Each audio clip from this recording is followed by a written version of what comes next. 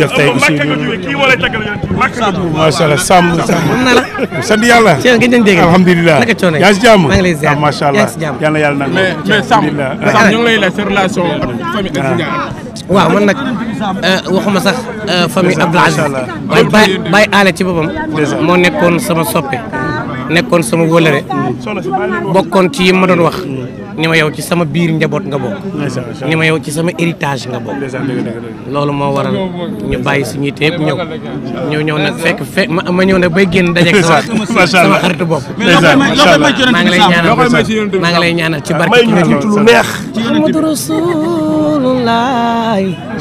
tey nga ak faddu gaayam Mustafa du bi jóg diinem du mansuuq kadal Qur'an yàlla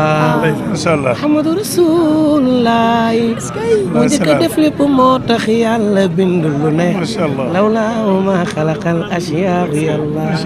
waaye nag ma gis sama waay nag xam nga nag waaw bismillah